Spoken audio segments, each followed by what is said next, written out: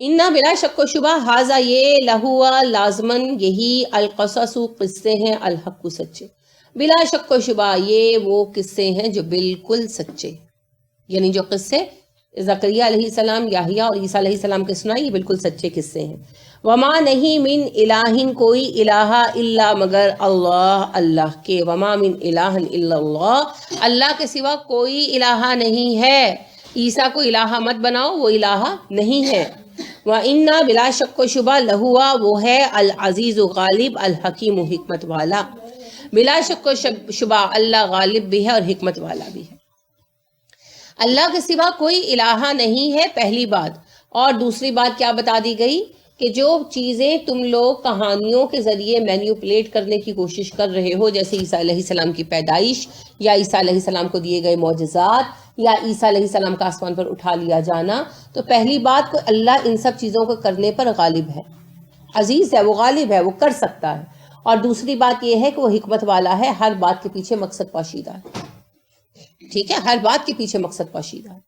تو جو بھی کام کیے اللہ نے محض ایک سنسنی خیزی پیدا کرنے کے لیے نہیں کیے، مقصد کے لیے کیے۔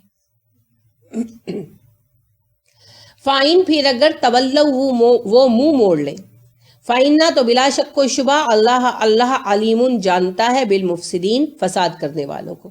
پھر ان تعلیمات کے بعد اور اتنی وضاحتوں کے بعد دیکھیں جس بندے کو حقیقتاً ان سوالوں کا جواب چاہیے ہو، عیسیٰ علیہ السلام کی پیدائش اور اٹھایا جانا وغیرہ، تو اس کو یہ ایک خطبہ جو ہے، یہ ان رکوعوں پر مشتمل جو خطبہ ہے وہ بھی کافی ہے سمجھانے کے لیے۔ تو جو سمجھنا ہی نہ چاہے اس کا کوئی حل نہیں ہے۔ اسی لیے اللہ کہتے ہیں کہ اتنی واضح تعلیمات کے بعد بھی اگر وہ منہ موڑ لے تو پھر بلا شک و شبہ وہ فسادی ہے، اور اللہ جانتا ہے کہ وہ فساد کرنا چاہتے ہیں۔ علیم فعیل کے وزن پر مبالغے کا صیغہ ہے، تو اللہ بہت اچھی طرح جانتا ہے کہ کون فسادی ہے اور کون اصلاح کرنے والا ہے، لہٰذا پھر فسادیوں سے کیا کرنا چاہیے؟ اجتناب کریں اور درگزر کریں، جھگڑا نہ ڈالیں، کیونکہ وہ تو چاہتے ہی یہی وہ تو چاہتے ہی یہی ہیں کہ کوئی نہ کوئی فساد کا شعلہ بڑھ کے اور اصل معاملات، اصل کام دب جائے۔ جھگڑا ہوتا ہے تو ہوتا کیا ہے اصل میں؟ اصل مقصد رہ جاتا ہے نا۔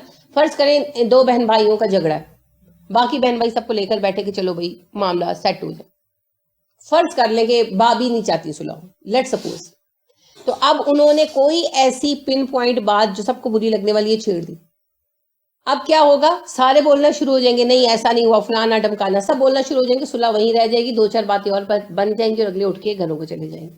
ایسے ہی ہوتا ہے، کام بھی خراب ہوتا ہے، اصل مقصد دھرا کا دھرا رہ جاتا ہے۔ اس کی ایک اور مثال دیکھیں، رسول اکرم صلی اللہ علیہ وسلم نے اپنے گھر بلایا سب کو اور کہا میں ایک چیز لایا ہوں، کون اس میں میرا ساتھ دیتا؟ سب چپ تھے۔ اس سے پہلے کہ کوئی جواب دیتا، ابو لہب نے مذاق ڈال دیا، استہزاء پہ اڑا دیا نا، علی رضی اللہ عنہ کی بات پر علی رضی اللہ عنہ نے کہا کہ میں آپ کا ساتھ دوں گا، تو چھوٹے تھے نا، تو اس سے پہلے کہ کوئی مزید کچھ بولتا یا کچھ کہتا تو ابو لہب ہنسنے لگا، کہنے لگا ہاں وہ دیکھو نبی اور وہ دیکھو نبی کہاں آئی تھی۔ اس بات کو اس سے اتنا بڑھایا اور اس کا اتنا ٹھٹھا اڑایا کہ وہ سارے محفل میں ہنس ہنس کے لوٹ پوٹ ہو گئے، سب عزیز تھے نا، رشتے دار تھے، اور اسی ہنسی مذاق میں اٹھ کر چلے گئے، وہ اصل بات وہیں رہ گئی۔ یہ ہوتا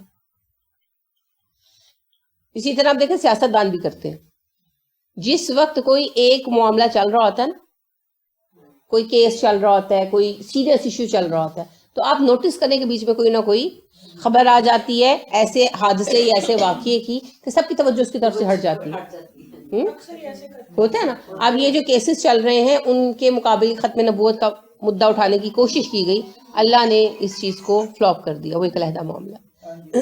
تو دیکھیے یہ ہوتا ہے، لہٰذا اللہ نے کہا کہ پھر جو ایسا کریں انہیں تم چھوڑ دو، میں فسادیوں سے واقف ہوں۔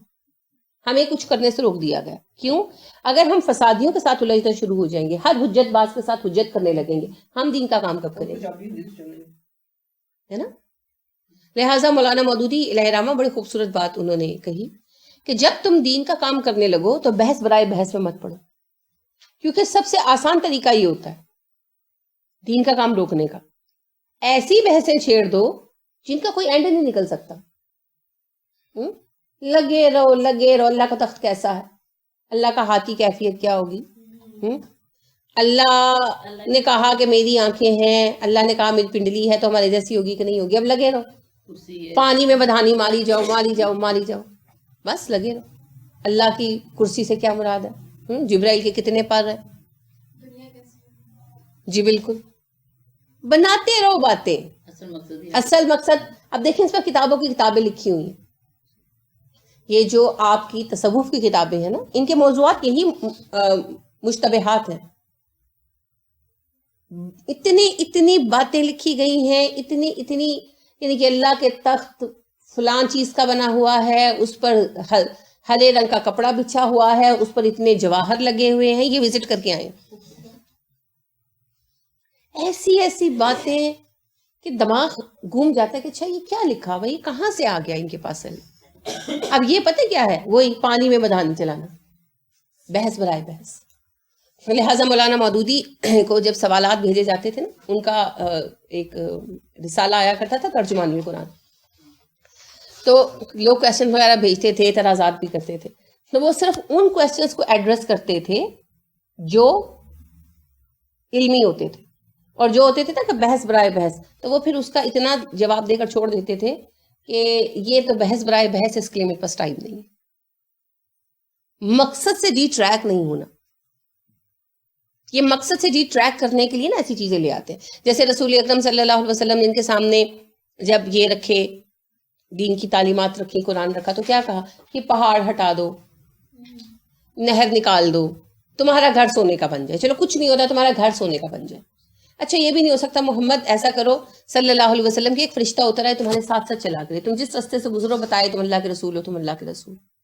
ان چاروں مطالبوں کے جواب میں اللہ نے کیا کہا؟ اللہ نے کہا ان کو کہو میں قرآن لایا ہوں، قبول کرنا کرو، نہیں کرنا رہنے دو. ٹھیک ہے، یہ ہے بحث برائے بحث. اچھا رشوت لینے والا جہنمی ہے، دینے والا بھی جہنمی ہے. ہاں جی بالکل. اچھا میرے ابا رشوت دیتے جنت میں جائیں گے کہ جہنم؟ یہ بحث برائے بحث ہے. موسیقی حرام ہے، گلوکار جہنم میں جائیں گے. نور جہاں تو رمضان میں مری تھی، جہنم میں گئی کہ جنت میں؟ ہمیں لسٹیں نہیں دی گئی. ہمارا کام پیغام پہنچانا ہے، جنت اور جہنم کے فیصلے کرنا نہیں. یاد رکھیں موسیٰ علیہ السلام نے کیا کہا تھا جب فرعون نے ان سے کہا اچھا جو اللہ کے ساتھ شرک کرتے ہیں جہنمی ہے، تو ہمارے ماں باپ کہاں جائیں گے؟ موسیٰ علیہ السلام نے کہا اللہ کو پتہ، اللہ کو پتہ. تو یہی بات ہے کہ اللہ رب کریم یہاں یہی تعلیم کر رہے ہیں کہ آپ نے پیغام پیش کیا، فَإِن تَوَلَّوْا، پھر ان لوگوں نے منہ پھیر لیا، وہ نہیں مان رہے، تو پھر کیا کرو؟ تم کچھ مت کرو. فَإِنَّ اللَّهَ عَلِيمٌ بِالْمُفْسِدِينَ، فسادیوں کا حال کیا ہے اللہ بہتر جانتا ہے، اللہ پہ چھوڑ دیں. ٹھیک ہے. وَأُفَوِّضُ أَمْرِي إِلَى اللَّهِ إِنَّ اللَّهَ بَصِيرٌ بِالْعِبَادِ، میں نے اپنا مسئلہ اللہ پہ چھوڑ دیا، یہ والا اللہ جانتا ہے بندے کیا کر رہے ہیں. ٹھیک ہے. اور دوسرا فَاعْفُوا وَاصْفَحُوا حَتَّى يَأْتِيَ اللَّهُ بِأَمْرِهِ، معاف کرو، درگزر کرتے رہو یہاں تک کہ اللہ کا فیصلہ آ جائے. ان کو کامیابی نہیں ہو سکتی اگر ہم صحیح رستے پر ہیں نا، ان کو کامیابی نہیں ہو سکتی. رسول اکرم صلی اللہ علیہ وسلم کی زندگی دیکھ لینا، ہوئی کامیابی نہیں ہوئی. انہوں نے بدر میں مسئلہ پیدا کیا، ایک قبیلہ نکال دیا گیا. احد میں انہوں نے وعدہ خلافی کی، دوسرا قبیلہ نکال دیا گیا. خندق میں وعدہ خلافی کی، تیسرا قبیلہ نکال دیا گیا. اب وہاں جا کر سازشیں رچائیں، خیبر سے بھی بے دخل کر دیے گئے. کیا ہوا؟ کچھ بھی نہیں ہوا. تھوڑا بہت نقصان ہوا مسلمانوں کا، کچھ مسائل ہوئے، لیکن آخر کار اللہ نے کہا غالب تم ہی رہو گے اگر تم ایمان والے ہو. لہٰذا عام زندگی میں بھی یہی ہوگا، انفرادی صورت میں بھی اور خاندان کے لیول پر بھی، خاندانی معاملات میں. اگر آپ صحیح ہیں تو آپ ہی کامیاب ہوں گے. فسادیوں کو اللہ کے سپرد کر دیں. یہ آیت پڑھا کریں جب آپ کا دل بے قرار ہو نا کسی معاملے میں، تو یہ آیت کی دعا ہے، وَأُفَوِّضُ أَمْرِي إِلَى اللَّهِ إِنَّ اللَّهَ بَصِيرٌ بِالْعِبَادِ. میں نے اپنا معاملہ اللہ کے سپورٹ کیا، اللہ اپنے بندوں کو دیکھ رہا ہے. اس آیت کو بار بار پڑھیں اور جب تک آپ کے دل کی تسلی نہیں ہو جاتی، اور بیچ بیچ میں دعا کریں کہ اللہ جی یہ جو معاملہ ہے جو مجھے تکلیف دے رہا ہے میں نے آپ کے حوالے کر دیا، اس کا فیصلہ آپ فرمائیے، اس میں سے آپ مجھے نکالیے اور میرے دل کو سکون دے دیں، مجھے اطمینان قلب عطا کریں، میرے دل کو جو بے قراری ہے نا وہ ختم کر دیں، میرا دل صحیح کر دیں. ٹھیک ہے. کیونکہ جب دل بے قرار ہوتا ہے تو پتہ ہے کیا ہوتا ہے ہر چیز سے توجہ ہٹ جاتی ہے نا. نماز پڑھ رہے ہیں اور سوچ رہے ہیں اچھا میرے نل کی کیتا ہے نا، کھانا کھا رہے ہیں بہترین کھانا سامنے پڑا ہے اور اس کا ٹیسٹ نہیں آ رہا، اور سوچ رہے ہیں اچھا میرے ساتھ کیا ہوا. وہ بہترین کھانے کی لذت جو ہے نا وہ ختم ہوگی. قدرتی بات ہے، دعوت پر گئے ہیں کہیں یا میاں کہیں لے گئے کھانا کھلانے، اب وہ بہترین جو موقع ہے اس کو انجوائے نہیں کر رہے. غیر حاضر ہے محفل میں ذہنی طور پر، اور ذہن یہی چل رہا ہے اچھا میرے ساتھ کیا ہوا، میرے ساتھ کیا ہوا، وہ اگلا تو کر کے بھول جاتا ہے۔ ہم لوگ کڑ کڑ کے اپنا سارا مزہ کھانے کا، سونے کا، نماز کا، کہیں جانے کا، کسی کے آنے کا، ماں آئی ہیں مہینے بعد آئی ہیں، یا بہن ملنے آئی ہے، یا کوئی سہیلی ملنے آئی ہے، اور اس کے آنے سے خوش بھی ہیں مگر اس خوشی کو پورا لے نہیں پا رہے، کیونکہ دل کا ایک کونا ٹوٹا ہوا ہے نا، تو وہ وہاں سے جو ہے وہ ایک لیکیج ہے نا، ہر وقت ہو رہا ہے۔ سیریسلی دل بھی ایک ظرف ہے نا، تو ٹوٹا ہوا ہوتا ہے، وہ جیسے لیک ہوتا ہے نا پانی۔ آپ اگر بہترین آپ نے قورمہ بنایا ہے، آپ برتن میں ڈالتے ہیں، برتن ٹوٹا ہوا ہے تو وہ سارا نیچے ٹپکنا شروع ہو جاتا ہے نا۔ تو دو ہی طریقے ہیں، یا تو برتن بدل لے یا برتن کو ریپیئر کرے۔ تو دل جو ہے یہ تو ایک ہی ظرف ہے نا، اس کو ریپیئر کرنا ہے، اس کو ریپیئر ہم نے نہیں کرنا، اللہ کریم نے کرنا ہے، لیکن اس کے لیے دعا آپ نے مانگنی ہے، پھر اللہ متوجہ ہوتے ہیں، ٹھیک ہے۔ تو یہ آیت پڑھیں اور دعا کریں کہ اللہ جی اب میرے دل کو صحیح کر دے، یہ جو میرا دل ٹوٹا ہوا ہے، اس پہ جو اس وقت مجھے تکلیف اتر رہی ہے، اس کو صحیح کر دے، اس کو ریپیئر کر دے، فوراً ہو جائے گا۔ میں آپ کو آیت کا نمبر بھی بتا دیتی ہوں، ٹھیک ہے۔ میں آپ کو کنفرم نمبر ابھی بتا دوں گی۔ تو اللہ رب کریم یہی بتا رہے ہیں کہ جب وہ آپ کی بات ماننے سے منہ پھیر لیں، تسلیم نہ کریں، دلیل بھی قبول نہ کریں، تو پھر انہیں مجھ پہ چھوڑ دو، تم اپنا کام کرو، تم اپنا کام کرو، ٹھیک ہے۔ تو مومن کا طریقہ کیا ہوتا ہے؟ جو جتنا فساد مچا رہا ہے مچائی جائے، ہم اپنا کام کیے جائیں گے، کیونکہ اگر ہم بھی فساد کے چکر میں آ کے رک گئے تو پھر تو کام ہی رک جائے گا، ہے نا، کسی کو تو کرنا ہے۔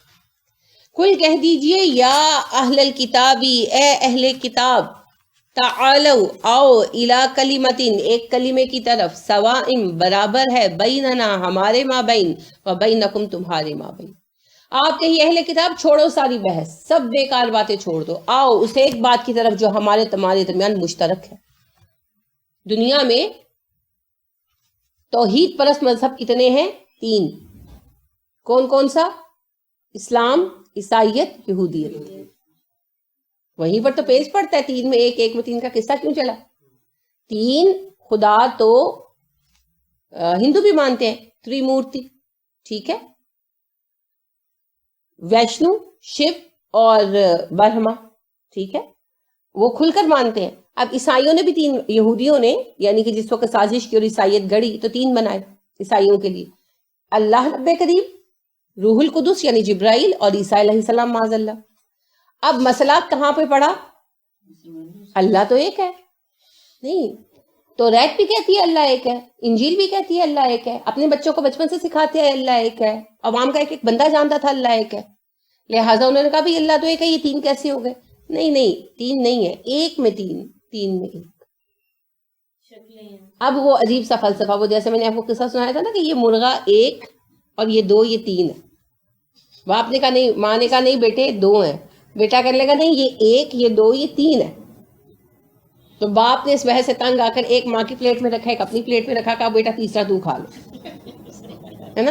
یہ اسی قسم کی، اس کو کہتے ہیں منطق، یہ منطق کی بحث ہے، 3 میں 1، 1 میں 3، 3 میں 1، 1 میں 3۔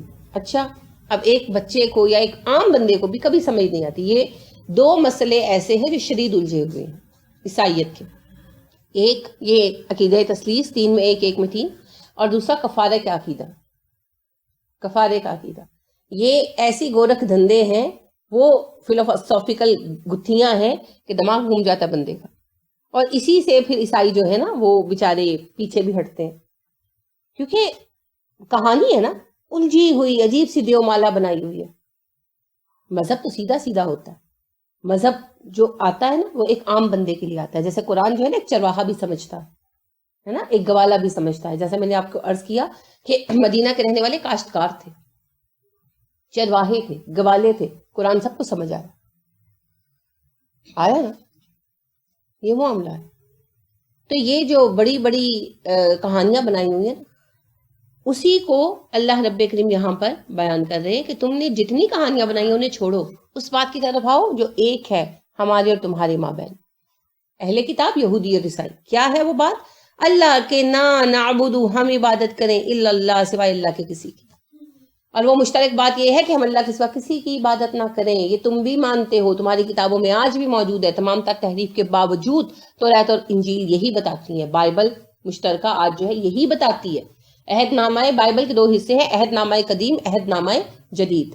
Old testament, new testament.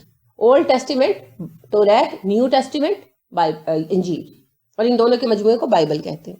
ٹھیک ہے, اس بات کی طرف آؤ, تمہاری کتابیں بھی بتاتی ہیں, تم بھی مانتے ہو, انکار نہیں کر سکتے کہ ہم اللہ کے سوا کسی کی عبادت نہ کریں. ولا نشرک بہ شیئا, اور ہم اس کے ساتھ کسی کو بھی شریک نہ ٹھہرائیں. یہی بات توریت نے بتائی, یہی انجیل نے بتائی, یہی ہم لائے ہیں. ولا نہ یتخذ, بنائے بعضنا, ہم میں سے کوئی, بعضن کسی کو, اربابن رب, من دون اللہ, اللہ کو چھوڑ کر, اور ہم میں سے کوئی کسی دوسرے کو اللہ کے سوا اپنا رب نہ بنائے. یہ وہ باتیں ہیں جو آج بھی انجیل میں موجود ہیں, آج بھی توریت میں موجود ہیں. اللہ نے کہا یہ سب لکھا ہوا ہے نا, یہ مشترک ہے, اسی بات کی طرف آنا ہے نا.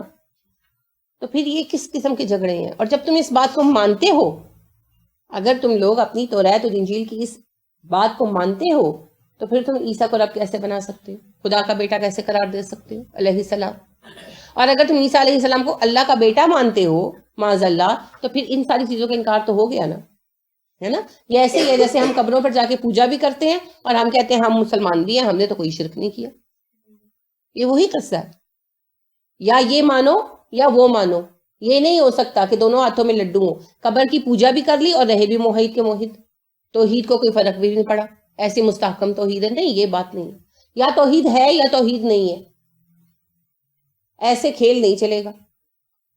یہی بات بتائی کہ تمہاری کتابیں بتا رہی ہیں, اور اس کے باوجود تم عیسیٰ کو اللہ کا بیٹا قرار دے رہے. تو پھر توحید کہاں ہے, ایمان کہاں؟ فائن, پھر اگر تولو, وہ منہ پھیر لے, اگر اتنی واضح بات کے بعد بھی وہ منہ پھیر لے.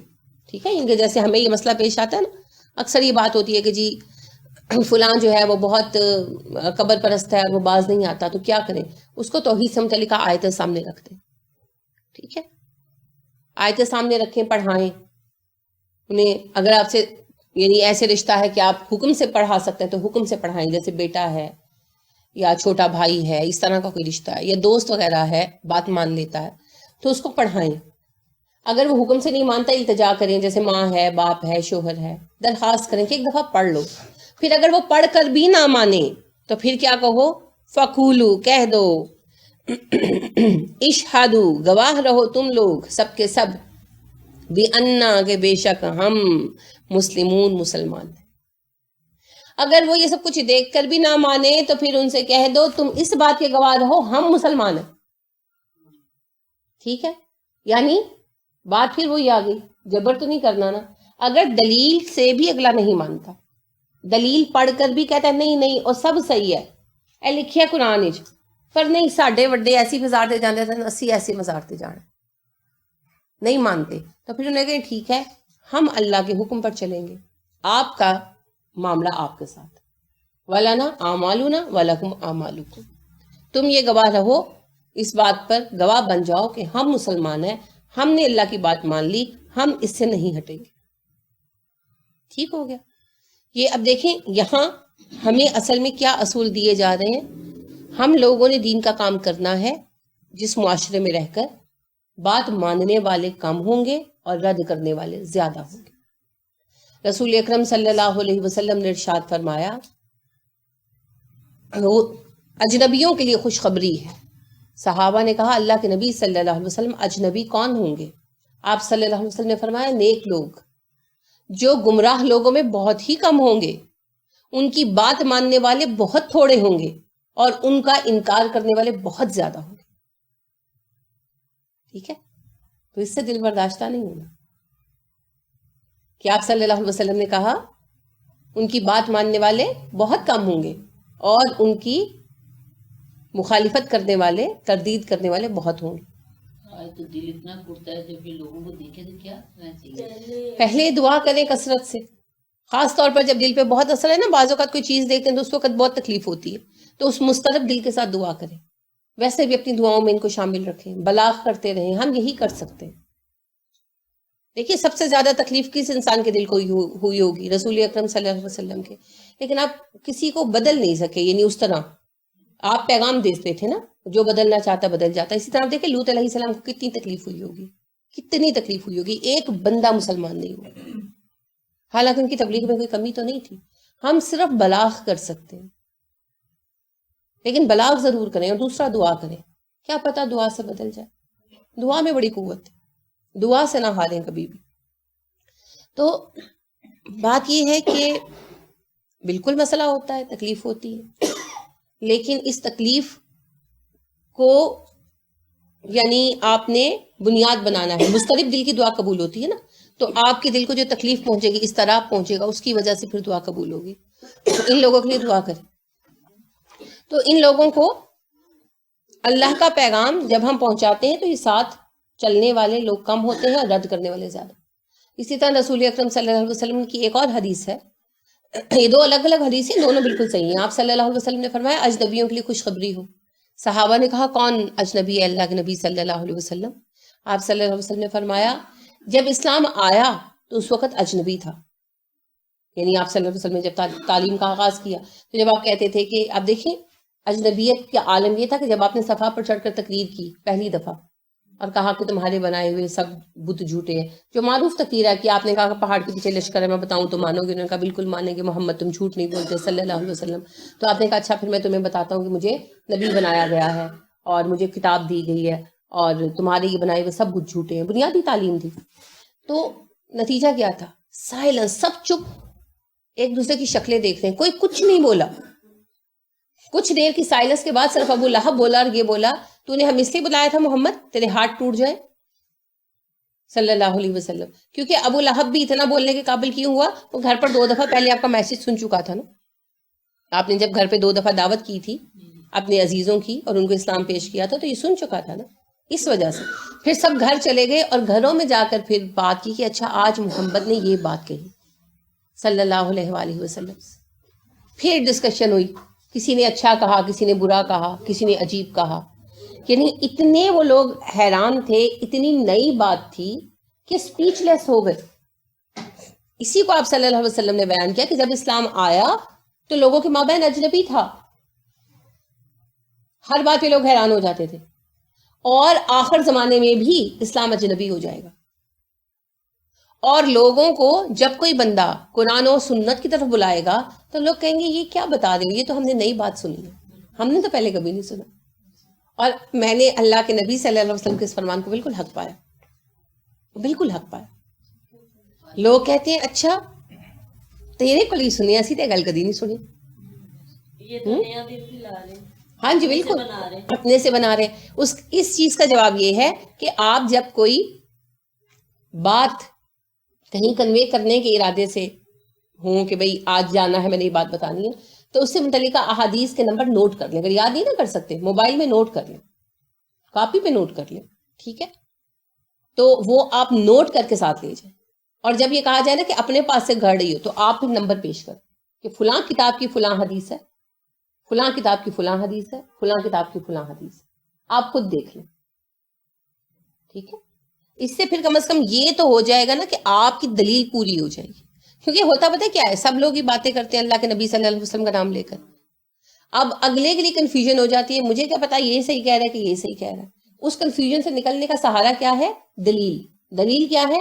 احادیث کا نمبر ریفرنس، قرآن کی آیت کا نمبر ریفرنس. اب اگر اس بندے کو واقعتاً ہدایت کی طلب ہے، خاص طور پر نوجوانوں کو ہوتی ہے، تو وہ پھر کھول کر ضرور دیکھ لیں گے اور چیک کرنے کے بعد وہ پھر صحیح بات مان لیں گے. اور پھر جو چیک کرنے کے بعد بھی نہ مانے، یہ بھی ہوا، یہ بھی میرا تجربہ ہے کہ قرآن کھول کر سامنے رکھو یا حدیث کھول کر سامنے رکھو تو کہتے ہیں ہاں حدیث تو ہے پر ہمارا دل نہیں مانتا. تو یہ بھی ہو سکتا ہے آپ کے ساتھ، لیکن وہ پھر اللہ جانے اور بندے جانے. ٹھیک؟ تو لہٰذا اس چیز سے کبھی پریشان مت ہو. اللہ رب کریم نے خود کہا اے نبی صلی اللہ علیہ وسلم اگر آپ لوگوں کی اکثریت کی بات مانیں گے تو وہ تو آپ کو گمراہ کر دیں گے. بات یہ ہے ہم نے حق پر چلنا ہے، ٹھیک ہے؟ اب حق کو دلیل سے ہم نے لینا ہے. دلیل ہے قرآن اور سنت. قرآن اور سنت سے جو بات ثابت ہو جائے اس پر عمل کریں، چاہے آپ اکیلے رہ جائیں عمل کرنے والے، ٹھیک؟ چاہے آپ بالکل اکیلے ہو عمل کرنے والے، اس پر عمل کریں، اور جو چیز قرآن و سنت سے ثابت نہیں ہے اس کو آپ چھوڑ دیں، چاہے آپ چھوڑنے والے اکیلے. اگر ساری دنیا اسلام کو چھوڑ دے اور آپ اکیلے مومن رہے تو اللہ آپ کے ایمان کی قدر کم نہیں کریں گے، ہے نا. آپ کے ایمان کی اور سنت پر چلنے کی قدر اتنی ہی ہوگی. اور اگر ساری دنیا مسلمان ہو جائے اور پوری سنت پر عمل کرنے لگے، آپ اکیلے رہ جائیں جو بدعت پر چلے یا دین کو چھوڑ کر چلے، تو آپ کا گناہ کم نہیں ہو جائے گا، ہے نا. تو میں نے تو اپنا حساب دینا نا، تو اپنے حساب کے لیے کیا کریں، قرآن اور سنت کے احکامات پر خود چلیں، چاہے سارا زمانہ ایک طرف ہو. اس میں کمزوری مت دکھائیں، اس میں کمزوری مت دکھائیں. دیکھیں یہ گناہ آپ اپنی مرضی سے کرتے ہیں، کوئی آپ کو مجبور نہیں کرتا. جو شادیوں پر آپ لوگ کرتے ہیں، چاہے گھر کی شادیاں ہو، چاہے باہر کی شادیاں ہو، چاہے آپ نے اسراف کیا یا رسمیں کی یا بے پردگی کی، کسی نے آپ کو گن پوائنٹ پہ تو نہیں کہا، انویٹیشن پر لکھ کر تو نہیں بھیجا کہ بھائی کے ساتھ داخلہ منع ہوگا، کیا اگر تم لوگ دودھ پلائی نہیں کرو گے تو ہم بیٹی نہیں بھیجیں گے. یہ سب کچھ ہم اپنی مرضی سے کرتے ہیں، ہم اللہ کے سامنے کوئی پلی نہیں لے سکیں گے اس وقت. لہٰذا اس پر کمزوری مت دکھایا کریں، اپنے اندر قوت پیدا کریں. مومن پوری دنیا کے سامنے کھڑا ہو سکتا ہوتا ہے. آپ دیکھیے صحابہ کرام رضی اللہ عنہم علیہم اجمعین تو بہت بڑی ہستیاں تھیں. محمد علی کلے نے جب اسلام قبول کیا تو ان کے سارے اعزازات واپس لے لیے گئے. ٹھیک ہے، اسلام کو قبول کر چکے تھے مگر چیمپئن شپ جیتنے سے پہلے انہوں نے اعلان نہیں کیا. جس دن چیمپئن شپ جیتی اس دن اعلان کیا، ان کے سارے اعزازات واپس لے لیے گئے. انہوں نے پھر یعنی صوبے کے لیول سے شروع کر کے انٹرنیشنل چیمپئن شپ جیتی. ٹھیک، اس کے بعد پھر ویتنام کی جنگ لگ گئی، تو ویتنام کی جنگ میں ان کا بھی نام ڈال دیا گیا کہ جاؤ جنگ کرنے. انہوں نے کہا میں نے نہیں جانا. ایک تو ویسے بھی یہ ان کے قانون کے مطابق زیادتی تھی محمد علی کلے کے ساتھ، لیکن انہوں نے صرف مسلمان ہونے کی بنا پر تنگ کرتے تھے ان کو، کہ ان کا اپنا رول ہے کہ جو بڑے بڑے ہے نا سلیبریٹی وغیرہ وہ جنگوں پہ نہیں جائیں گے کیونکہ وہ قوم کا ایسٹ ہے. تو یہ بھی تو انٹرنیشنل چیمپئن تھے. اور دوسری بات یہ کہ جو پریچر ہے وہ بھی نہیں جاتے جنگوں پہ. تو یہ اسلام کے مسلم پریچر بھی تھے، اسلام کی تبلیغ کر رہے تھے. تو انہوں نے یہ دونوں باتیں عدالت میں پیش کی نا. انہوں نے جانے سے انکار کر دیا تو ان پر ٹریزن کا مقدمہ بنا دیا کہ بغاوت کا، کہ یہ حکومت کی بات نہیں مان رہے. تو مقدمے کے جواب میں انہوں نے دو چیزیں پیش کی. انہوں نے کہا کہ پہلی بات تو یہ کہ جو سیلیبریٹی ہیں وہ نہیں جاتے، تو میں انٹرنیشنل ہیوی ویٹ چیمپئن ہوں تو میں نہیں جان، میرا بنتا ہی نہیں ہے کہ میں جاؤں. اور پریچر نہیں جاتے، میں پریچر بھی ہوں، باقاعدہ پریچر ہوں. تو انہوں نے عدالت نے ان کی اس بات کو ایکسیپٹ کر کے ان کو جیل میں رکھا گیا تھا، قید میں رکھا گیا تھا. قید تو معاف کر دی لیکن سارے اعزازات واپس لے لیے. دوسری دفعہ محمد علی کلے نے پھر زیرو سے شروع کیا، ٹھیک ہے، اور پھر انٹرنیشنل چیمپئن شپ جیتی. تیسری دفعہ، پھر چوتھی دفعہ بھی ان سے لیے گیا، تیسری دفعہ بھی ان لیے گئے انہوں نے، چوتھی دفعہ، 4 دفعہ انہوں نے انٹرنیشنل ہیوی ویٹ چیمپئن شپ جیتی. میرے کہنے کا مطلب یہ ہے کہ دیکھیں کتنی قوت تھی، حکومت کے سامنے کھڑے تھے. تو جب مائک ٹائسن پر مقدمہ بنا نا اس بات کا کہ مائک ٹائسن بھی جو ہے نا وہ نیگرو تھے، تو وہ بھی جو ہے باکسر تھے اور بڑا نامور ہوئے، تو ان پر پھر ایک مقدمہ چلا کر نا ان کو سزا سنائی گئی 2 سال کی، غالباً 3 سال کی، مجھے ٹھیک سے یاد نہیں یہ بات کہ سزا کتنے سالوں کی تھی، 2 سال کی تھی یا 3 سال کی. کیس یہ تھا کہ انہوں نے ایک یعنی کہ گوری لڑکی کے ساتھ زیادتی کی، جنسی زیادتی کی، اور ان کا کہنا تھا کہ نہیں کی. تو محمد علی کلے ان سے ملنے گئے تو انہوں نے کہا، مائک ٹائسن نے محمد علی کلے بوڑھے ہو گئے تھے، مائک ٹائسن ینگ آدمی تھے اس وقت. تو انہوں نے کہا کہ کلے بات یہ ہے کہ میں نے یہ جرم نہیں کیا، انہوں نے صرف تعصب کی بنا پر مجھے سزا دی، میں اس میں ملوث نہیں ہوں. تو انہوں نے کہا کہ تم حوصلہ کرو، مجھ پر بھی انہوں نے 3 دفعہ زیادتی کی تو کیا ہوا، کچھ بھی نہیں ہوا، تم صبر سے کام لو. تو مائک ٹائسن اس عرصے میں بہت ٹینشن میں تھے کیونکہ ظاہری بات ہے ایک بندہ انٹرنیشنل لیول کا چیمپئن ہو اور پھر اس کے ساتھ ایسے زیادتی ہو. تو انہوں نے کہا کہ آپ کے ساتھ جب ایسے ہوا تو کس چیز نے آپ کو اتنی قوت دی کہ آپ یعنی پوری حکومت کے سامنے کھڑے ہو گئے تھے ویتنام والے معاملے میں. تو محمد علی کلے نے کہا مجھے یہ قوت اسلام نے دی، اور اس وقت میرے اندر اتنی قوت تھی مائک کہ اگر مجھے پوری دنیا کے سامنے کھڑا ہونا پڑتا میں پوری دنیا کے سامنے تنہا کھڑا ہوتا. اس بات سے مائک ٹائسن متاثر ہوئے اور انہوں نے اسلام کا مطالعہ شروع کیا، جو جیل میں وہ 2 سال رہے اور اسلام قبول کر کے جیل سے نکلے. ٹھیک ہے، بہت سارے لوگوں نے محمد علی کلے کے تحریک پر اسلام قبول کیا، ان میں مائک ٹائسن بھی شامل ہے. تو مائک ٹائسن نے پھر نام جو ہے وہ یوسف رکھا. خیر آپ دیکھیے کہ محمد علی کلے ایک مسلمان تھے نا. میں صحابہ کی بات نہیں کرتی کیونکہ پھر پتہ بات کیا ہوتی ہے، وہ تو صحابہ کرام ہیں. محمد علی کلے تو ایک عام آدمی تھے نا، یورپ میں رہے تھے، امریکن تھے، ایک آزاد معاشرے کے بندے. پھر وہاں پر بھی امریکہ میں بھی کالے تھے، کہ کالے جو ہے نا وہ نچلے طبقے کے لوگ ہیں نا. تو جیسے ہمارے نچلے طبقے میں ہر طرح کی برائی نا، نچلے طبقے کے لوگ شراب بے شروبے ہمارے یہاں بھی پیتے ہیں چھپ چھپا کے، وہاں تو کھلے عام پیتے ہیں. سارے کے سارے نشئی، اکثریت نشئیوں کی، اکثریت چور و ڈاکوؤں کی. تو لہٰذا آپ دیکھیے کہ یہ اس طبقے سے تھے. لیکن جب مسلمان ہوئے، کوئی بہت ہائیلی کوالیفائڈ آدمی نہیں تھے. انہوں نے او لیولز کیا تھا غالباً، نہیں او لیولز نہیں، امریکہ میں تھے. تو یعنی کہ انہوں نے غالباً ایف اے تک جو ہے 12 اسٹینڈرڈ تک کیا تھا. یہ شاید گریجویشن میرا خیال ہے انہوں نے کیا یا نہیں مجھے یاد نہیں ہے، کیونکہ یہ اصل میں شروع سے باکسنگ کی طرف تھے. یہ خود بتاتے ہیں کہ میں جب اسکول جایا کرتا تھا تو میں بچے سائیکل پر جاتے تھے نا تو ان کے ساتھ ریس لگاتا تھا. تو پھر آہستہ آہستہ بس کے ساتھ ریس لگانا شروع کر دی، کہ بس جاتی تھی نا تو بس کے ساتھ ریس لگاتے تھے. شروع سے ان میں پاور بہت تھی. تو اس طرح ان کے یعنی یہ ہوئے، ان کے لنگز وغیرہ ڈیولپ ہوئے، قوت بڑھی. پھر اسکول میں باکسنگ میں حصہ لینا شروع کیا، پھر اس طرح سے آگے چلتے گئے. تو گریجویشن سے زیادہ بہرحال ان کی ایجوکیشن نہیں ہے، ایگزیکٹ بھی میں آپ کو بتا دوں گی. تو دیکھیے کوئی بہت ہائیلی کوالیفائڈ نہیں تھے، کوئی بہت پرائم کلاس سے تعلق رکھنے والے، کوئی بہت اس طرح آدمی نہیں تھے کہ سلجھے ہوئے خاندان سے ہوں. نہیں، نچلے طبقے سے تھے. ٹھیک ہے. اور پھر اس معاشرے میں تھے جس معاشرے میں برائی کو برائی سمجھا ہی نہیں جاتا. مگر جب مسلمان ہوئے، ہر بری بات چھوڑی، اور اس قسم کی قوت ان کے اندر تھی دین پر یقین کی وجہ سے کہ انہوں نے سارے، اس وقت میں مسلمان ہونا بہت بڑی بات تھی. ٹھیک ہے.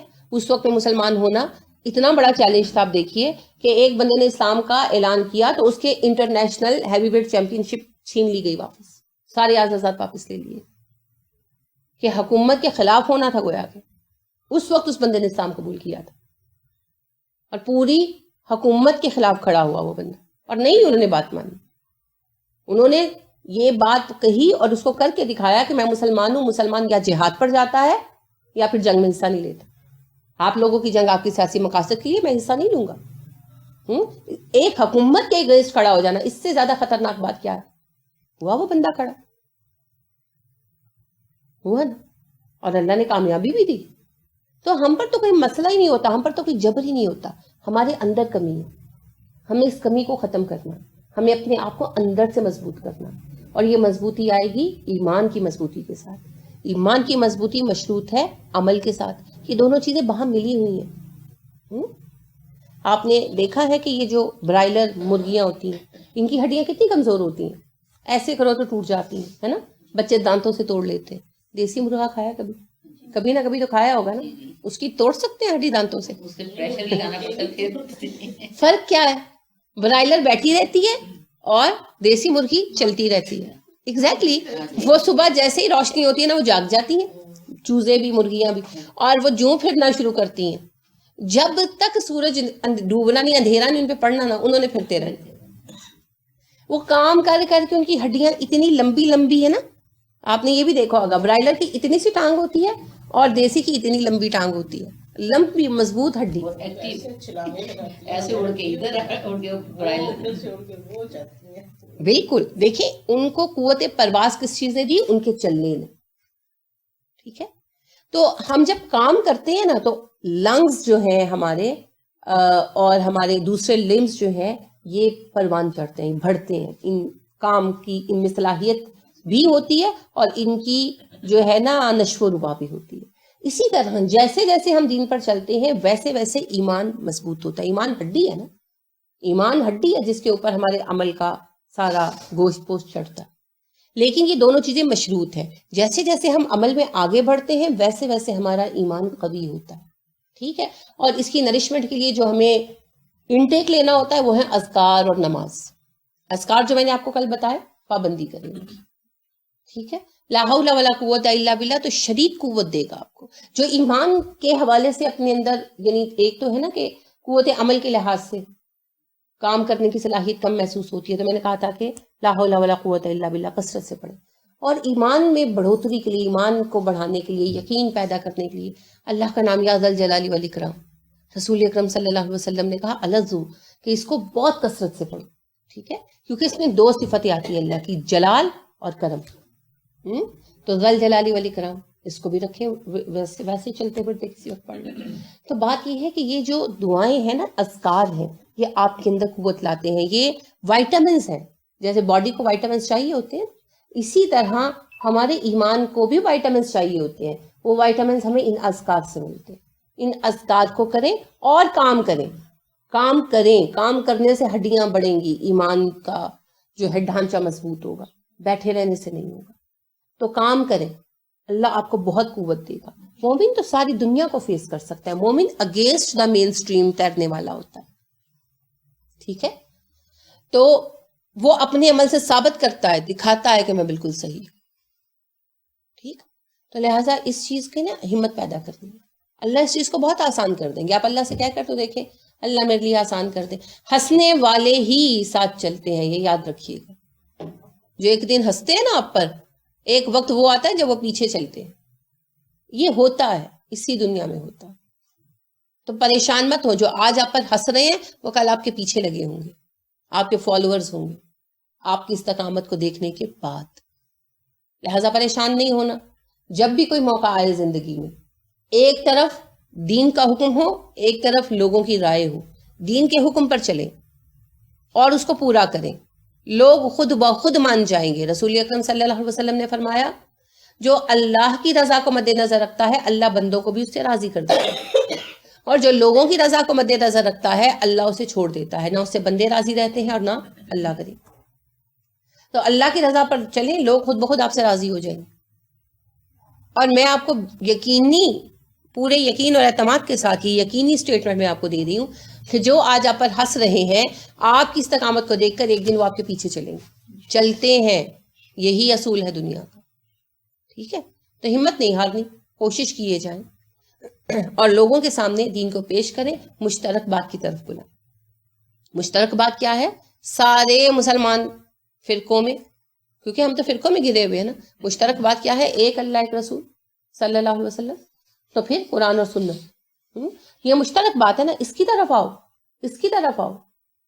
جب اس کی طرف آؤ گے تو سب اختلافات مٹ جائیں گے. جب تک ہم بابوں کو چھوڑ کر، اماموں کو چھوڑ کر، پیروں کو چھوڑ کر ایک مشترک بات قرآن اور سنت کی طرف نہیں آتے، کچھ نہیں ہو سکتا.